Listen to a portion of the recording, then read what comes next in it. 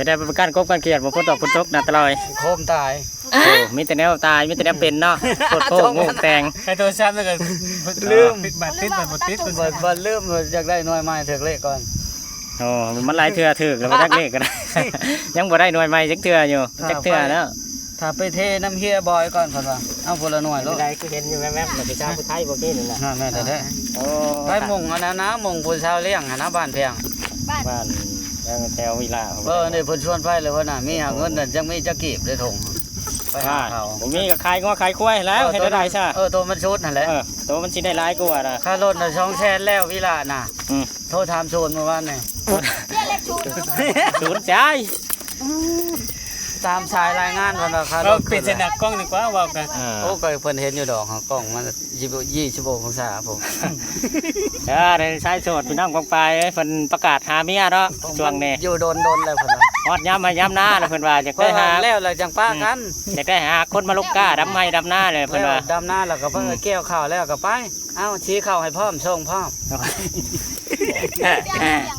โอ้ยเพิ่นสิจี้ขอบจี้เข่าเป็นกาตอบแทนเนาะเพิ่นว่ามาไล่น้ำใจเพิ่นว่าอะไร คัน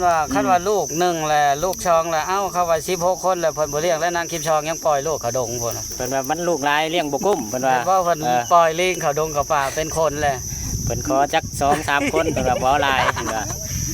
เอาลายบ่ได้เพิ่นว่าเอาจำเลี้ยงได้เจ้าเลี้ยงข่อยเลี้ยงเจ้าแล้วใช่แต่พวกเลี้ยงก็โพดดอกมือกุดมือขากันยังว่าใครแน่อันนี้มือบ่ได้ขากะหานำกันแล้วเนาะวันตอนกลางคืนบ่ค่อยม่วนผู้เดียวคั่นล่ะบ่ แสดงว่าม่วนนำกันบ่กลางคืนฮะเฮ็ดเสียงตบยุง ตบยุง โอ้ยตายแล้วสิได้นอนบ่เนาะ บ่ได้นอนแล้ว โอ้ย ค่าเปิดก็ผากถึงเช้าๆค่ะยังหากก็เปิดไฟไว้เด้อถ้าบ่หากก็ดั ดั บบ ไฟบ่กันหักก็ให้ฝากกดซับสไครต์มาเด้อพี่น้องกองไป กดหัวชิงไข่มาแน่ ดึกไม่ค้อนมาพร้อมก็ได้ มาก่อน มันสิได้หัวดอกหัวนูเพิ่นว่าได้ ที่หัวสิโน่ซ้ำบ้านบุญเนาะ ดึกไม่ค้อนมาบ่เวิร์กเลยพี่น้องเอ้ยจักหน่อยพาเพิ่นไปห้องหมอย้อนเด้อ มีบ่มีก็ขึ้นเฮาหานํกันพุ่นแหละผู้สาวเอ้ย เอาบอกเพิ่นไป คันว่าพอใจบ่ติเลยเนาะมาเบิ่งเขางมบ่มีหมดแล้วเอาได้เขาว่าเขาบ่ผ่านก็บอกมานะหั่นแล้วมันจังบ่เสียเวลาเปลืองแก๊สข่อยไปไกลแล้วบัดว่าตัวไปบ่มากจังต่อไปคือบ้านนั่นเดี๋ยวข่อยมีผัวแล้วจุเจ้าจะมาก็อย่า บ้านไหนนี่บ่ขอเอ่ยน้ำบ่ บ่แล้วเบรกไว้ก่อน ยันเขาฟ้องบ่ เพิ่นสิเห็น ยันเขาฟ้อง อ เนาะ ยากเขาตีกลับว่าเพิ่นให้เจ้าไป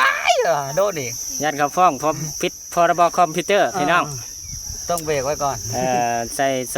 ตัวหย่อได้อยู่บ้านพี่ช้าง บ้านสมนว่าได้เด้อเจ้าหน่อยเบิ่งมันบอกเล่าบอกกายมันบอกว่าสุภาพเจ้าหน่อยเรากายมากไปว่า เราสิเมื่อน้ำพุ นี่แหละกระท่อมมุงฟางเป็นกระไดพี่น้องป้องไป เพิ่นว่าใครสนใจก็ส่งกระเบื้องมาให้เพิ่นแน่ ส่งกระเบื้องมาวีมาเด้อเพิ่นว่า บ่สิห้ามมุงนี้โอ้ยน้ำบอกมาเนาะ กระท่อมมุงฟางเพิ่นก็ได้ เพิ่นว่าคันเรื่อง อันนั้นก็กระท่อมทำใจเพิ่นพี่น้อง ลายล่างเพิ่นว่าเพื่อ FC มาอยากนอน เพิ่นอกหักเพิ่นว่ากระท่อมทำใจ ตัวนี้บ้านตากอากาศ บ้านบ้านอันนั้นนอนดูดาวว่าตัวนี้นะ ดูแอร์ โอ้ สมมติว่ามันฮ้อนก็คล้ายข้างนี้ออก โอ้นอนดูดาวได้แท้เนาะ ได้แล้ว โอ้ นี่นะธรรมชาติ มาเด้อไผสนอกสนใจเนาะผู้บ่าวเฮิมเพิ่น คนต้องการคนลูกค้าว่าสิ ตอนนี้เพิ่นก็ได้บานกล้าถ่าแล้วเด้อนี่ ต้องการแต่ผู้ชายเดี๋ยวนี้ นอนหน้าเผากล้าถ่าน้องเพิ่นว่า ช่องนุ่มเนี่ยมักแฟก็คอมเมนต์มาด่าอย่าด่า อย่าด่าแล้วว่าด่าคืนแล้วว่า พื้นเราว่าทุกอย่าง ทุกอย่างมันไม่เที่ยง บ่มีหยังพอดีงามมีพบกับมีจากเพิ่น นั่นนะคำคม แต่หากกันนอนกันนั่นคู่มือก็ยังบ่ฮู้ใจเพิ่นเนาะ นั่น คือเพิ่นอยากไปก็ไปโลด หาถึง เฮาสิมาเสียใจภายหลังก็บ่ได้และทุกอย่างเพิ่นให้ทำใจไว้พอเพิ่นตั้งมาแล้วทุกอย่างมันบ่เที่ยงเพิ่นว่า เฮ็ดได้มันสิเที่ยง แต่ว่ามันสิ นะ ค่ำแล้ว เฮ็ดได้มันสิเที่ยงก็ตอกตะปูติตอกตะปูยืดแล้ว โอ้แต่ผู้หยุดเพิ่นก็ยังก็มีดอกมีเพิ่นก็ยังมีสนิมอีกได้มันทุกอย่างมันบ่เที่ยงเพิ่นยังว่า แห่งนักหนาเนาะ มันต้องมีสนิมกินอีกไม่เป็นน้ำไม้เพิ่นก็ยังว่ามันดอกเพราะว่ามันก็ยังมีหมอดเจาะเพิ่น นั่นติ ทุกอย่างเพิ่นได้ตั้งมาแล้ว ข้างในก็ไฟบ่ เอ้าอลีใดข้าเจ้าเข้าธรรมะนำเจ้าสิซึ่งในพระธรรม พาทำแม่นหยัง เพิ่นสิทำเจ้า พาทำแบบพาทำแบบว่า เที่ยงว่า พาแบบไปลงมือเฮ็ดเองแล้วเขาเอิ้นพาทำบ่ แม่น โอ้ย แปลงผักทำ ค่ะ โอ้ยทยม เพราะถ้าว่าเพิ่นเข้าช่องที่เนี่ยเพิ่นชีวิตก็สิบ่วุ่นวายเพิ่นว่า ม เชื่อแน่บ่เชื่อแน่50แต่ก็บ่ให้เชื่อ100%เพิ่นว่า เออ ให้คงชีพแบบพอดีพอเพียง เออ หาได้ก็จังกินหาบ่ได้ก็กินแจ่ว อ้าวเฮ็ดได้ซะบ่อยากกินแจ่วก็กินขี้ดินเท่านั้นตัว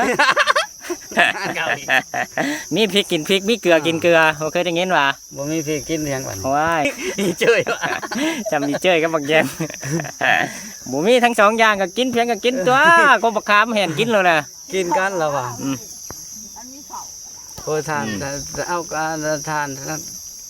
ปีนกล้องนะครับ เราก็เริ่มเบิดได้เว้าแล้วพี่น้องป้องปาย เริ่มเบิดไอเดียเลย ปินไปหาพี่น้องป้องปายก่อนสันก็ได้ โอ้ทางกีฬาพอ นะขอจบคลิปไว้เพียงตัวนี้นะพี่น้องป้องปาย ขอลา เพิ่น กั ก็ นพี่น้อง เบิดคำว่าปากคำเว้าแล้วเพิ่นว่า มื้อหน้าจังพ่อกันใหม่ในคลิปหน้าเนาะ สวัสดีเพิ่น มื้ ได้ อนี้ขอสวัสดีก่อนบาย โหบุญบุญนี่บ่ไหวพลาดเลยเนาะ ลืมแล้ว